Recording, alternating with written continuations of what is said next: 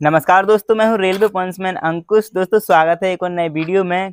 Railway exams के लिए science का सिलेबस बहुत ज़्यादा या फिर कठिन नहीं होता है, लेकिन कई बार बहुत ही ज़्यादा कन्फ्यूजिंग हो जाता है।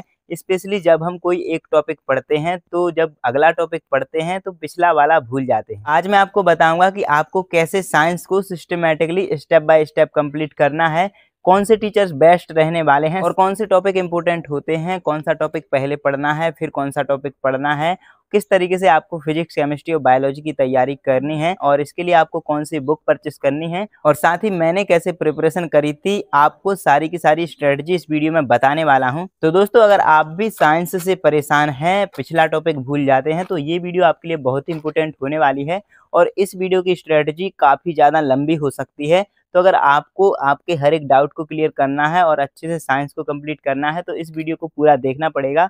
चलिए शुरू करते हैं बिना किसी टाइम वेस्ट के।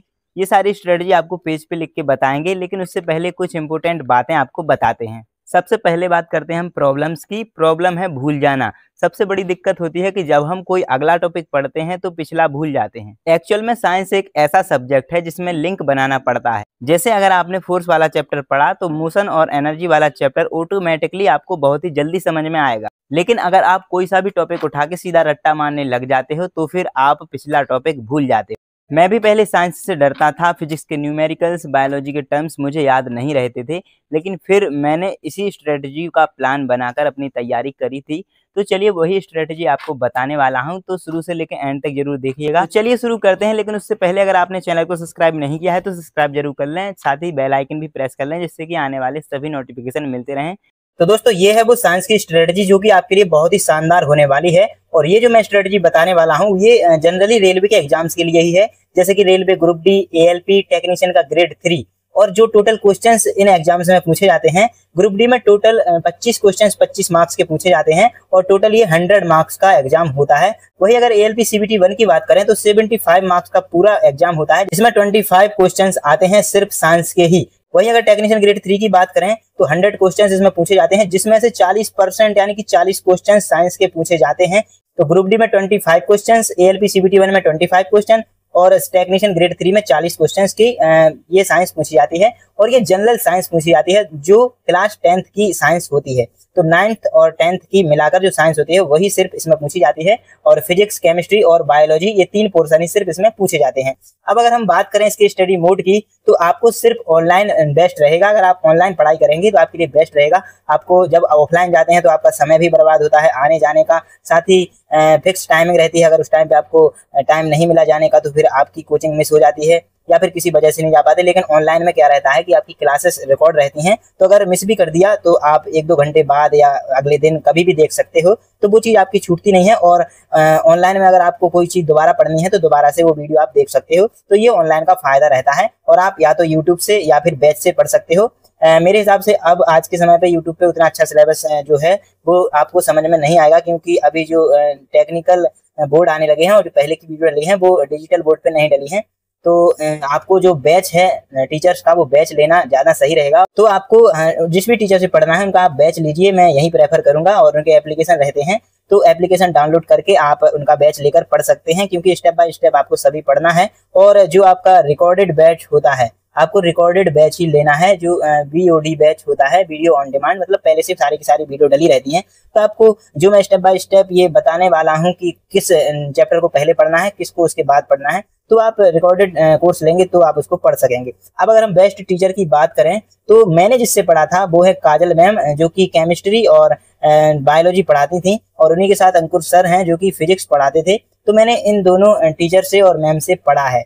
लेकिन दूसरे जो अच्छे टीचर के नाम आते हैं उनमें एक तो है नीरज सर और एसके झा सर और खान सर। खान सर बहुत ही डीपली पढ़ाते हैं। तो जो जनरली ग्रुप डी और जो टेक्नीशियन एएलपी में है तो खान सर का बहुत ही डीपली पढ़ना पड़ेगा आपको, जिसमें ज़्यादा टाइम लग सकता है।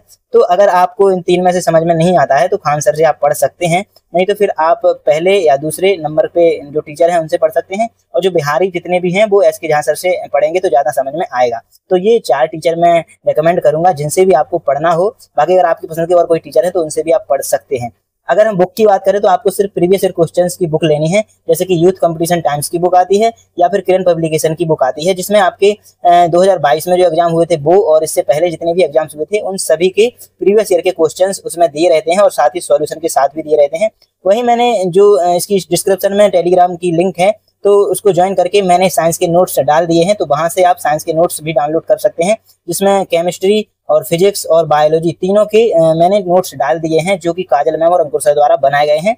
तो अगर आप इनसे पढ़ेंगे तो ही ये नोट्स आपके काम आएंगे, वरना आपको खुद की राइटिंग में अपने हाथ से ही बनाने पड़ेंगे अगर इनमें से किसी से पढ़ते हैं, या फिर ये अगर खुद से प्रोवाइड करते हैं तो फिर इनके अलग पढ़ सकते हैं। मेरे पास इन दोनों टीचर के हैं, तो आप इनके नोट्स डाउनलोड करके पढ़ाई कर सकते हैं। अगर हम मॉक टेस्ट की बात करें तो आपको या तो टेक्स्ट बुक ऐप डाउनलोड कर लेना है, और अगर आप पीडीएफ से मॉक टेस्ट देना ज़्यादा अच्छा लगता है तो दे सकते हैं, लेकिन मेरे हिसाब से ये आपको नहीं देना चाहिए, क्योंकि इसमें आपकी टाइम का और सॉल्यूशन अच्छे से डिटेल में नहीं दिया रहता है। वही का वही आप पीडीएफ में सॉल्यूशन कर लेंगे सिर्फ। बाकी अगर चाहिए तो टेलीग्राम ग्रुप में जो 2022 के ग्रुप डी के एग्जाम हुए थे और जो पिछली बार टेक्नीशियन के और एएलपी के हुए हैं, सारे के सारे पीडीएफ मैंने टेलीग्राम ग्रुप में डाल दिए हैं। जो टेलीग्राम ग्रुप की लिंक है वो डिस्क्रिप्शन में डली हुई है, वहां से ज्वाइन करके ये पीडीएफ आप डाउनलोड कर सकते हैं। बाकी टेक्स्ट बुक आपको डाउनलोड कर लेना है, इससे ही मॉक टेस्ट देंगे तो ज्यादा सही रहेगा। अब हम स्टेप बाय स्टेप आपको बताएंगे कि आपको कैसे आगे बढ़ना है। सबसे पहले क्या चैप्टर आपको पढ़ना है, किस तरीके से पढ़ना है, और 100% सिलेबस हम कंप्लीट करने वाले हैं। जितने भी फिजिक्स के, केमिस्ट्री के, बायोलॉजी के चैप्टर हैं तो सभी को हम अच्छे से कवर करने वाले हैं। तो आपको बेसिक से लेके एडवांस तक जाना है, और जो बेसिक से एडवांस तक का जो भी तरीका है मैं आपको अच्छे से बताने वाला हूँ। सबसे पहले आपको बेसिक टॉपिक पढ़ना है, जिसमें सिर्फ डेफिनेशंस और फंडामेंटल्स लिखे रहते हैं, तो आपको सिर्फ वही चीजें पढ़नी है जिससे कि आपका बेस तैयार हो जाएगा। इसके बाद हम मॉडरेट टॉपिक्स पे चलेंगे, जिससे आपके कंसेप्ट पर आधारित क्वेश्चंस सभी क्लियर होते जाएंगे, और जितने भी कंसेप्ट पर आधारित टॉपिक रहेंगे वो सारे के सारे क्लियर हो जाएंगे। इसके बाद हम टफ टॉपिक्स पे चलेंगे, जो न्यूमेरिकल्स होते हैं या एप्लीकेशन बेस्ड क्वेश्चंस होते हैं, तो वो भी आपके तैयार हो जाएंगे, जिससे कि आपका 100% सिलेबस कंप्लीट हो जाएगा। देखिए, सभी टॉपिक्स को हमको कंप्लीट करना है, चाहे वो फिजिक्स के हो, केमिस्ट्री के हो या फिर बायोलॉजी के हो। अगर हम इसके मार्क्स की बात करें तो लगभग 7 से 8 क्वेश्चंस आपके फिजिक्स से पूछे जाते हैं, 6 से 7 क्वेश्चंस केमिस्ट्री से पूछे जाते हैं, और 8 से 9 क्वेश्चंस आपके बायोलॉजी से पूछे जाते हैं। ये मैं ग्रुप डी की बात कर रहा हूँ। वही अगर एएलपी की बात करें तो लगभग इतने ही क्वेश्चंस एएलपी सीबीटी 1 में पूछे जाते हैं। और अगर हम टेक्नीशियन ग्रेड 3 की बात करें तो लगभग 12 से 13 मार्क्स फिजिक्स पूछी जाएगी, और 10 से 11 मार्क्स की हमसे केमिस्ट्री पूछी जाएगी, और यहाँ पे लगभग 12-13 मार्क्स की हमसे बायोलॉजी पूछ ली जाएगी। तो इस तरह से 40 क्वेश्चंस टोटल आते हैं टेक्नीशियन ग्रेड 3 में, और 1-2 क्वेश्चंस ऊपर नीचे हो जाते हैं, किसी पोर्शन से ज्यादा किसी से कम। देखिए दोस्तों, प्रिपरेशन स्टार्ट करने से पहले कुछ इंपॉर्टेंट पॉइंट्स हैं जिनको आपको याद रखना है, और अगर आप ये फॉलो करेंगे तभी आपको एग्जाम में सफलता मिलेगी और आप साइंस को अच्छे से समझ पाएंगे। सबसे पहले आपको जो सिलेबस है, आप जिस भी एग्जाम की तैयारी कर रहे हैं उस सिलेबस को आपको समझना है कि उसमें एक्चुअली में पूछा क्या जाएगा। जैसे कि टेक्नीशियन ग्रेड 3 है तो उसमें हमारी जनरल साइंस आती है 9th और 10th की, लेकिन वही टेक्नीशियन ग्रेड 1 है तो उसमें बेसिक साइंस एंड इंजीनियरिंग आती है। तो कहीं आप टेक्नीशियन ग्रेड 1 के लिए पढ़ने लग जाओगे जनरल साइंस तो आप पीछे रह जाओगे। तो सबसे पहले आपको देखना है कि आपका सिलेबस में जनरल साइंस ही है या फिर कोई और साइंस है, तो इस बात का विशेष ध्यान आपको देना है। तो ये ग्रुप डी, एएलपी और ये टेक्नीशियन और जो आरपीएफ है, एनटीपीसी है, इन सभी के लिए साइंस बहुत ही इंपॉर्टेंट है। तो ये जनरल साइंस आप सिर्फ इन्हीं एग्जाम्स के लिए पढ़ेंगे। तो अगर आप टेक्नीशियन ग्रेड 1 की तैयारी कर रहे हैं तो ये साइंस बिल्कुल भी ना पढ़ें। तो सबसे पहले आपको सिलेबस को अच्छे से समझ लेना है, और अपने बैटेज को, जो मैंने पहले बताया था कि किसका कितना बैटेज है और कितने क्वेश्चंस पूछे जाते हैं, और इसको आपको लाइटली नहीं लेना है। जो मैंने एग्जाम्स बताए हैं उनमें बहुत ही अच्छा बैटेज इसका है, तो इसको बिल्कुल भी लाइटली नहीं लेना है, बिल्कुल सीरियस तरीके से अच्छे से आपको कवर करना है। तो पहले जो टॉपिक्स हैं उनका हम बेस स्ट्रॉन्ग करना है, हमको जो बेसिक चीजें होती हैं वो हमको समझना है, और इसके बाद हमें आगे बढ़ना है टफ क्वेश्चंस की ओर। कई लोग ऐसा करते हैं, सीधा बिना बेस तैयार किए और टफ क्वेश्चन सॉल्व करने लग जाते हैं, या सीधा टफ जो इंपोर्टेंट टॉपिक्स ढूंढ लेते हैं यूट्यूब से सर्च कर करके, तो वो पढ़ने लग जाते हैं। तो ऐसे में आपको कोई समझ में नहीं आएगा और आप रट्टा मारने लगोगे। तो आपको कॉन्सेप्ट को समझना है, बिल्कुल भी रट्टा नहीं मानना है। जो भी डेफिनेशंस हैं उनको रट्टा मार के याद नहीं करना है, उनको अच्छे से समझना है। जो भी आपके लॉ वगैरह होते हैं, जितने भी नियम हैं, ये सारी चीजें जो भी हैं, न्यूमेरिकल्स वगैरह, इनको आपको रट्टा नहीं मारना है, इनको अच्छे से सॉल्व करना है। कंसेप्ट को समझना है कि इसमें आखिरकार क्या यूज हो रहा है और कैसे हमको इसको समझा जा सकता है, तो वो चीज आपको करनी है। और नोट्स बहुत जरूरी है, या तो आप नोट्स खुद की हैंड राइटिंग से बना सकते हैं, और जो 2 टीचर मैंने बताया अगर उनसे पढ़ेंगे तो मेरे नोट्स आपको मिल जाएंगे टेलीग्राम पे, तो उनसे भी आप पढ़ सकते हैं, तो आपको नोट्स बनाने का टाइम बच जाएगा। बाकी जो डायग्राम वगैरह होते हैं बायोलॉजी के या फिजिक्स के, और जो फॉर्मूला चार्ट होते हैं, पीरियोडिक टेबल है केमिस्ट्री की, तो इनको आपको या तो हाथ से बना के या फिर मार्केट से लेकर अपनी जो स्टडी टेबल है वहां पे चिपका लेना है, और रिवाइज करने के लिए आपके बहुत ही काम आएंगे। जब भी आप स्टडी टेबल पे बैठे होंगे तो आपकी नजर पड़ती रहेगी, और आपको 2-4 दिन में इसको रिवाइज करते रहना है। और आपको सिर्फ एक ही टीचर को फॉलो करना है और कंसिस्टेंसी रखना है। ऐसा नहीं करना है जो मैंने टीचर बताए हैं आज इससे पढ़ लिया तो कल किसी और से पढ़ेंगे। अभी आपके पास 3-4 दिन आप दे सकते हैं और आराम से पढ़ सकते हैं कि आपको किस टीचर से पढ़ना है। तो एक ही टीचर को फॉलो आपको करना है और कंसिस्टेंसी के साथ आपको स्टडी करनी है। ऐसा नहीं है कि बीच में आप छोड़ के चले गए, क्योंकि 4 महीने पहले भी मैंने लगभग 3-4 महीने पहले स्ट्रेटजी बनाई थी, तब से जो तैयारी कर रहे होंगे उनकी अभी तक साइंस पूरी तरह से कंप्लीट हो गई होगी। अगली बात कि आपको प्रैक्टिस और रिवीजन करते रहना है। हर 3 से 4 दिन में या वीकली 6 दिन में आपको रिवीजन करते रहना है जो भी आपने पहले पढ़ाई करी है, क्योंकि जो अगला पढ़ने के चक्कर में पिछला भूल जाते हैं वो सिर्फ इसी की वजह से होता है कि लोग प्रैक्टिस नहीं करते हैं और यहीं पे लगे रहते हैं कि अगला टॉपिक अब कंप्लीट हो गया, अगला टॉपिक फिर से कंप्लीट हो गया। तो ये सारी चीजें करते रहते हैं और रिवीजन नहीं करते हैं तो फिर पिछला भूल ही जाओगे और जब दोबारा से उस पर आओगे तो पूरी तरह से भूल जाओगे। तो आपको प्रैक्टिस और रिवीजन करते रहना है। जो भी वीक पॉइंट आपके रहेंगे उनको, जो भी टॉपिक रहेंगे वीक आपके, उन पे आपको काम जरूर ज्यादा से ज्यादा करना है। जब तक आपको पूरी तरह से वो टॉपिक समझ में नहीं आ जाए तब तक आपको अगले टॉपिक तक नहीं जाना है और रिवीजन पिछले का आपको करते ही रहना है। और जो आपका टाइम है वो आप फिक्स बना के चलें। कभी कभी इधर से उधर हो जाएगा, 1-2 दिन अगर किसी काम की वजह से इमरजेंसी में, तो आप थोड़ा बहुत इधर उधर कर सकते हो, लेकिन आपका डेली जो टाइम है वो फिक्स होना चाहिए कि आपको डेली 2 घंटे ही साइंस पढ़नी है और डेली 3 घंटे साइंस पढ़नी है या फिर मॉक देना है, जो भी है। तो आपको फिक्स टाइम लेके चलना है। मॉक टेस्ट आपको स्टार्टिंग से ही देना है। कई लोग क्या करते हैं, सोचते हैं मैं पहले सिलेबस कर लेता हूं उसके बाद मॉक टेस्ट देंगे। तो जो टेक्स्ट बुक के मॉक टेस्ट हैं उसमें बहुत ही डिटेल तरीके से सॉल्यूशन दिया रहता है और आपकी हर एक क्वेश्चंस में लगभग पूरे टॉपिक के वो रिवीजन करवा देते हैं। तो आपको मॉक टेस्ट स्टार्टिंग से ही देना है। जैसे ही आप पहला टॉपिक कंप्लीट कर लेंगे तो आपको तुरंत से ही मॉक टेस्ट देने लग जाना है। और आपको जो याद करने वाली चीजें हैं उसमें ट्रिक्स का इस्तेमाल करना है। जो भी याद करने वाली कई ट्रिक्स आती हैं, तो अगर आप ट्रिक्स में ज्यादा इंटरेस्टेड रहते हैं तो आप ट्रिक्स से वो चीजें याद कर सकते हैं। देखिए, हमको 3 पोर्शन कंप्लीट करने हैं, एक तो फिजिक्स, केमिस्ट्री और बायोलॉजी। तो लगभग 70 क्लासों में हमारी फिजिक्स और लगभग 40 क्लासों में हमारी केमिस्ट्री और लगभग 80 क्लासों में हमारी बायोलॉजी कंप्लीट हो जाती है। तो आप देख सकते हैं कि 70, 40, 110, 190 क्लास टोटल हमको देखनी है और हम समय लेके चल रहे हैं 3 महीने का, मतलब कि 90 दिन में हमें 190 क्लासेस कंप्लीट करनी होगी। तो एक दिन में हम 2 क्लास भी अगर लेंगे तो हमारा 3 महीने में आराम से हो जाएगा। लेकिन आपको कोशिश करनी है कि 2 से ज्यादा आप क्लासेस लें, क्योंकि जो क्वेश्चन होते हैं उनकी जब आप प्रैक्टिस करेंगे इसी में तो आपको ज्यादा टाइम पढ़ाई में नहीं लगता है, क्लास लेने में। तो इस तरीके से आप पढ़ सकते हैं कि अगर आप 2 क्लास डेली लेंगे तो एक आपको फिजिक्स की और एक बायोलॉजी की ले लेनी है एक दिन में, अगले दिन आपको केमिस्ट्री और बायोलॉजी की ले लेनी है, फिर अगले दिन फिजिक्स और बायोलॉजी की ले लेनी है, फिर आपको केमिस्ट्री बायोलॉजी की। इस तरह से करके आपको डेली 2-2 क्लासेस लेनी है। अगर आपकी कैपेसिटी ज्यादा है, आप 3 क्लास एक ही दिन में ले सकते हैं, एक तो तीनों की एक क्लास आपको ले लेनी है, तो आपका जल्दी से जल्दी आपका सिलेबस हो जाएगा। देखिए, सबसे पहले हम फिजिक्स की स्ट्रेटेजी को समझते हैं। टोटल 5 स्टेप्स में हमको फिजिक्स कंप्लीट करनी है। पहले स्टेप में फंडामेंटल्स को हम पढ़ेंगे, जिसमें सबसे पहला चैप्टर है यूनिट एंड मेजरमेंट्स। ये चैप्टर सभी टॉपिक्स में इस्तेमाल होने वाला है, क्योंकि इसके अंदर आपकी एसआई यूनिट, कन्वर्जन और मेजरमेंट सारी की सारी हैं, जितने भी आपके फिजिक्स में इस्तेमाल होने वाली हैं। वहीं दूसरा चैप्टर है हमारा force and law of motion, जिसमें न्यूटन के नियम, इनर्शिया और मोमेंटम एंड एप्लीकेशंस के बारे में पढ़ाया जाएगा। और ये जो टॉपिक है ये गुरुत्वाकर्षण, वर्क और एनर्जी के लिए आपका बेस तैयार करेगा। तो जो आगे आप ये चैप्टर पढ़ेंगे तो आपको बहुत ही अच्छे तरीके से समझ में आएंगे। अब हम स्टेप 2 की बात करते हैं। तो इसके अंदर मोशन एंड एनर्जी आती है, जिसमें पहला chapter work, energy and power वाला आएगा, जिसमें आपका वर्क डन, काइनेटिक और पोटेंशियल एनर्जी, साथ ही पावर, ये चीजें आपकी क्लियर हो जाएंगी। इसके बाद आपको ग्रेविटेशन यानी कि गुरुत्वाकर्षण वाला चैप्टर पढ़ना है, जिसमें free fall, acceleration due to gravity, weight and mass, जो कि आप फोर्स वाले चैप्टर में पढ़ेंगे, जो स्टेप 1 में था।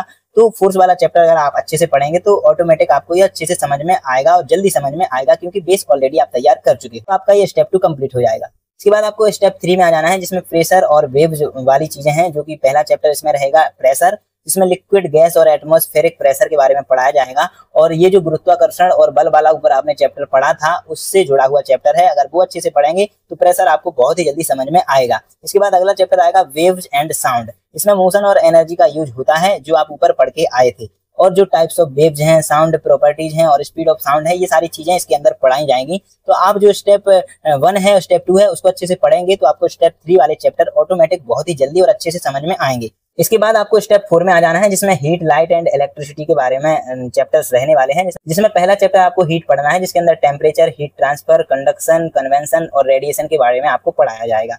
इसके बाद आपको फ्रैक्शन का चैप्टर मिलेगा, जो कि आपने पिछले स्टेप्स में मोशन एंड फोर्स वाला चैप्टर पढ़ा था, पूरा का पूरा उसी से जुड़ा हुआ ये चैप्टर रहता है, तो आराम से आपको समझ में आ जाएगा। इसके बाद आपको लाइट वाला यानी कि प्रकाश वाला चैप्टर पढ़ना है, जिसके अंदर आपको मिरर, लेंसेस, ऑप्टिकल इंस्ट्रूमेंट्स के बारे में पढ़ाया जाएगा। तो जितनी ज्यादा प्रैक्टिस आप इस चैप्टर में करेंगे उतना अच्छा आपको समझ में आएगा। और मोस्ट इंपोर्टेंट फिजिक्स का चैप्टर रहने वाला है, इससे कभी कभी 3 से 4 क्वेश्चंस भी बन जाते हैं, जो लेंस वाले क्वेश्चंस होते हैं, मिरर वाले, तो ये अच्छे से बन जाते हैं। इसके बाद अगला चैप्टर करंट, इलेक्ट्रिसिटी पढ़ना है, जिसमें ओम के नियम, प्रतिरोध और सर्किट वगैरह हैं।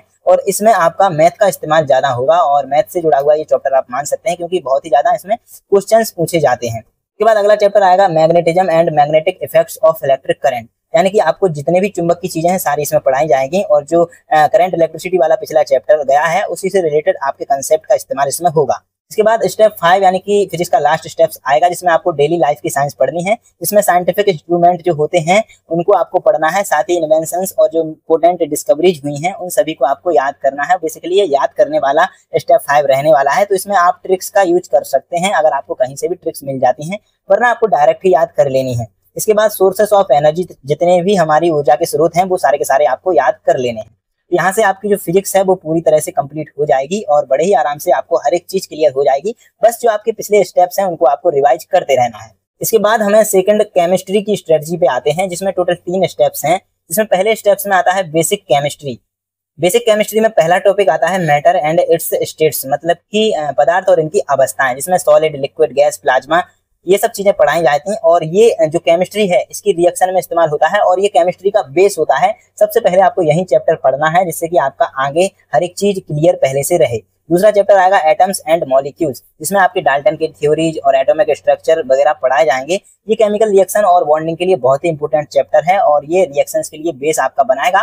केमिस्ट्री में सबसे इंपॉर्टेंट चैप्टर यही रहने वाला है। इसके बाद अगला टॉपिक है स्ट्रक्चर ऑफ एटम्स, जिसमें इलेक्ट्रॉन, प्रोटॉन, न्यूट्रॉन, आइसोटोप्स और आइसोबार के बारे में पढ़ाया जाएगा और ये चैप्टर आपका पीरियोडिक टेबल और बॉन्डिंग को समझने में मदद करेगा। तो यहाँ से आपका स्टेप 1 कंप्लीट हो जाएगा। इसके बाद हम स्टेप 2 में आएंगे। तो स्टेप 2 में आपकी केमिकल रिएक्शन और बॉन्डिंग पढ़ाई जाएंगी, जिसमें पहला चैप्टर रहेगा केमिकल रिएक्शंस एंड इक्वेशंस, जिसमें रिएक्टेंट्स, प्रोडक्ट्स और बैलेंसिंग इक्वेशंस पढ़ाई जाएंगी। इसके बाद अगला टॉपिक आएगा पेरियोडिक टेबल वाला और क्लासिफिकेशन ऑफ एलिमेंट्स, जिसमें आपके मेंडलीफ और मॉडर्न पेरियोडिक टेबल के बारे में पढ़ाया जाएगा। इसके अंदर आपको metal, non metal, gas, halogen और ग्रुप और कॉलम वगैरह के बारे में अच्छे से हर एक जानकारी आपको मिल जाएगी। इसके बाद अगला चैप्टर आएगा chemical bonding, ionic and covalent bond और बॉन्ड स्ट्रेंथ के बारे में इस टॉपिक में आपको पढ़ाया जाएगा। तो आपको सबसे पहले जो स्टेप 1 में चैप्टर आते हैं वही पढ़ने हैं। इसके बाद आपको स्टेप 2 वाले ये चैप्टर पढ़ने हैं, तो बहुत ही अच्छे तरीके से आपको ये समझ में आएंगे। इसके बाद आपको स्टेप 3 में आ जाना है, जिसमें प्रैक्टिकल केमिस्ट्री के कंसेप्ट को पढ़ाया जाएगा, जिसमें पहला चैप्टर रहेगा ऑक्सीडेशन एंड रिडक्शन, मतलब कि जो रेडॉक्स रिएक्शंस होती हैं और जो रियल लाइफ में एप्लीकेशंस रहते हैं वो सारी चीजों के बारे में इसमें पढ़ाया जाएगा और ये सारी चीजें बैटरीज और कोरिजन में इस्तेमाल की जाती हैं। उसके बाद अगला टॉपिक आएगा कंबसन एंड फ्लेम, जिसमें आपके types of combustion and fuel की एफिशिएंसी के बारे में आपको पढ़ाया जाएगा। इसके बाद केमिस्ट्री का अगला और लास्ट चैप्टर आएगा मेटल्स एंड नॉन मेटल, जिसके अंदर मेटल्स और नॉन मेटल्स की properties, uses, alloys, origin, prevention, ये सब पढ़ाया जाएगा। इसके बाद आपकी केमिस्ट्री टोटली हो जाएगी कंप्लीट और आप केमिस्ट्री और फिजिक्स टोटल कंप्लीट कर लेंगे। लेकिन आपको फिर से याद रखना है कि रिवीजन आपको पिछला करते जाना है। इसके बाद आपकी आ जाती है बायोलॉजी, जो कि 4 स्टेप्स में आप कंप्लीट करेंगे और ये भी लगभग 70 से 80 दिन में आपकी कंप्लीट हो जाएगी। जिसमें पहला स्टेप रहेगा बेसिक लाइफ साइंस, मतलब कि जो बेसिक साइंस रहती है, जिसमें सबसे पहला चैप्टर आपको पढ़ना है क्लासिफिकेशन ऑफ ऑर्गेनिज्म, और जो अच्छे टीचर होते हैं वो सबसे पहले यही चैप्टर पढ़ाते हैं। इसमें आपको सबसे पहले 5 किंगडम और क्लासिफिकेशन पढ़ाया जाएगा, जो कि बायोलॉजी में सबसे इंपॉर्टेंट होता है और इसी से बहुत ज्यादा क्वेश्चंस भी बनते हैं। और जो बायोलॉजी के जितने भी टॉपिक हैं ये बेस उनका होता है, हर एक टॉपिक में लगभग ये इस्तेमाल किया जाता है। इसके बाद अगला चैप्टर आता है साइटोलॉजी, जिसमें हमको सेल की स्टडी करनी पड़ती है, जो कोशिका होती है उसके बारे में पढ़ना होता है। और ये जो जेनेटिक्स और टिश्यू के अगले चैप्टर में आने वाले हैं उसके लिए बहुत जरूरी होता है, तो सबसे पहले दूसरे नंबर पे आपको यही चैप्टर पढ़ना है। इसके बाद आपको जेनेटिक्स एंड हेरिडिटी वाला चैप्टर पढ़ना है, जिसमें मेंडल के नियम, डीएनए, आरएनए, क्रोमोसोम के बारे में पढ़ाया जाएगा। और ये जो इवोल्यूशन और बीमारियों यानी कि डिसीज का जो चैप्टर है उनका बेस तैयार कर देगा। जब आप इसके चैप्टर पढ़ेंगे डिसीज के बारे में, तो आपको जब ये पढ़ लेंगे तो वो बहुत ही आराम से, बहुत ही अच्छे तरीके से समझ में आएगा। स्टेप 2 में आपकी प्लांट साइंस यानी कि जो पौधे होते हैं उनकी साइंस के बारे में पढ़ना है, जिसमें पहला चैप्टर आएगा प्लांट मॉर्फोलॉजी एंड टिश्यू, जो मैंने पहले बताया था। इसमें आपको root, stem, leaf, xylem and phloem के बारे में पढ़ना है और ये जब आप पढ़ लेंगे तो इनका यूज आने वाले चैप्टर्स में बहुत ही अच्छे तरीके से होने वाला है, जैसे कि अगला चैप्टर है फोटोसिंथेसिस एंड प्लांट हार्मोन्स। तो जब आप ये वाला चैप्टर पढ़ लेंगे तो ये वाला चैप्टर आपको बहुत ही अच्छे तरीके से समझ में आएगा। इसमें आपको सनलाइट कन्वर्जन और ग्रोथ हार्मोन्स के बारे में पढ़ाया जाएगा। इसके बाद आपका अगला जो चैप्टर है वो आएगा प्लांट डिसीजेस और एनवायरनमेंट, यानी कि इसमें आपको फंगल बीमारियां होती हैं, जिसकी वायरस वाली जितनी बीमारियां होती हैं, बैक्टीरिया द्वारा जितनी बीमारियां होती हैं, लगभग सभी बीमारियों के बारे में आपको पढ़ाया जाएगा। तो यहाँ से आपका स्टेप 2 भी कंप्लीट हो जाएगा। इसके बाद आते हैं हम स्टेप 3 पर, जिसमें आपकी ह्यूमन बायोलॉजी और एनवायरनमेंट के बारे में पढ़ाया जाएगा। इसमें पहला चैप्टर आपको पढ़ना है animal kingdom and animal tissue, और जो आपने 5 किंगडम पढ़े थे उसी से जुड़ा हुआ ये टॉपिक रहेगा, बहुत ही अच्छे तरीके से आपको समझ में आएगा। इसमें आपकी डिफरेंट स्पेसीज और टिश्यू के बारे में पढ़ाया जाएगा, जो ह्यूमन सिस्टम को समझने में मदद करेगा, जो आगे चैप्टर आने वाला है। उसके बाद आपको ह्यूमन ब्लड और ब्लड ग्रुप्स के बारे में पढ़ना है। इसमें आरबीसी, डब्ल्यूबीसी और प्लेटलेट्स के बारे में पढ़ाया जाएगा बहुत ही डीपली। इसके बाद ऑर्गन और ऑर्गन के सिस्टम के बारे में आपको अगला चैप्टर पढ़ना है, जिसके अंदर आपका डाइजेस्टिव यानी कि पाचन तंत्र, रेस्पिरेटरी यानी कि श्वसन तंत्र और सर्कुलेटरी सिस्टम के बारे में पढ़ाया जाएगा। और बहुत ही अच्छी तरीके से पढ़ना है, क्योंकि ये भी बहुत ही इंपॉर्टेंट बायोलॉजी का चैप्टर रहने वाला है। इसके बाद आपको ह्यूमन आईज एंड विजन वाला चैप्टर पढ़ना है। ये भी बायोलॉजी में बहुत ही इंपॉर्टेंट चैप्टर है, क्योंकि ये फिजिक्स में भी आएगा लाइट वाले चैप्टर में, तो ये कॉमन चैप्टर हो सकता है फिजिक्स और बायोलॉजी का, तो इसको बहुत ही अच्छी तरीके से पढ़ना है। शायद इसी वजह से जो लाइट वाला चैप्टर है उससे ज्यादा क्वेश्चंस देखने को मिलते हैं। इसमें आई स्ट्रक्चर्स और डिफेक्ट्स और करेक्शन के बारे में पढ़ाया जाएगा, और फिजिक्स के लाइट वाले चैप्टर से ये रिलेट करता है। तो यहाँ से आपका बायोलॉजी का स्टेप 3 कंप्लीट हो जाता है। इसके बाद बायोलॉजी का लास्ट और स्टेप 4 आता है हेल्थ और एनवायरनमेंट के ऊपर। इसमें आपके न्यूट्रिएंट्स और डिफिशियंसी डिसीजेस के बारे में पढ़ाया जाएगा, जिसमें विटामिन, मिनरल्स, प्रोटीन और कर्ब्स के बारे में पढ़ाया जाएगा, और ये भी याद करने वाला ही चैप्टर है। तो इसमें भी आप ट्रिक्स का इस्तेमाल कर सकते हैं, जितने भी ट्रिक्स आपको मिल जाए उससे आप याद कर सकते हैं। इसके बाद जो अगला चैप्टर है पॉल्यूशन और नेचुरल रिसोर्सेज, जो कि आपका लगभग पर्यावरण वाला चैप्टर है, जिसमें आपको water, air pollution, conservation method के बारे में पढ़ना है। तो यहाँ से आपकी बायोलॉजी भी कंप्लीट हो जाएगी, और आप इस तरीके से अगर स्टेप बाय स्टेप्स पढ़ेंगे तो आपकी पूरी 100% बहुत ही अच्छी तरीके से साइंस कंप्लीट हो जाएगी। बाकी जो मैंने पहले आपको जो पॉइंट बताए थे वो जरूर याद रखना है प्रिपरेशन स्टार्ट करने से पहले। तो दोस्तों यही थी मेरी साइंस की स्ट्रेटजी, जो कि मेरे हिसाब से बहुत ही बेस्ट रहने वाली है। साइंस मुश्किल नहीं होती है, बस कभी कभी हम गलत अप्रोच से तैयारी करने लगते हैं। अगर आप वीकली या मंथली रिवीजन करते रहोगे तो भूलने के चांसेस बिल्कुल नहीं रहेंगे। आप मुझ पे भरोसा कीजिए, मैंने भी यही स्ट्रेटजी फॉलो करी थी। अगर आप भी यही स्ट्रेटजी फॉलो करेंगे तो 100% आप साइंस में अच्छा स्कोर करेंगे, जैसे कि मैंने भी किया था। बस आप कंसिस्टेंसी और सही मेथड का इस्तेमाल करके अपनी तैयारी आगे बढ़ाइएगा। तो दोस्तों जितने भी लोग रेलवे ग्रुप डी की तैयारी कर रहे हैं उनके पास अभी भी समय बचा हुआ है, अभी भी एग्जाम लेट होने के चांसेस बन रहे हैं। तो अगर अभी भी आपने तैयारी नहीं करी है तो इस स्ट्रेटजी को फॉलो करते हुए अपनी साइंस को अच्छा बना सकते हैं आप। और रेलवे ग्रुप डी की भी भर्ती हर साल आनी है, अगर इस बार आप नहीं भी कर पाओगे तो अगली भर्ती में आपका ये काम आएगा। और अगर आप एनटीपीसी, एएलपी टेक्नीशियन इन एग्जाम्स की भी तैयारी कर रहे हैं तो इसमें भी आपकी यही साइंस आती है। तो दोस्तों उम्मीद है कि आपको ये वीडियो और स्ट्रेटेजी बहुत ही पसंद आई होगी। अगर वीडियो अच्छी लगी है तो वीडियो को लाइक और अपने दोस्तों के साथ शेयर जरूर करिएगा, और अगर अभी तक चैनल को सब्सक्राइब नहीं किया है तो सब्सक्राइब जरूर करिएगा। चलिए फिर मिलते हैं अगली वीडियो में, तब तक के लिए नमस्कार, धन्यवाद।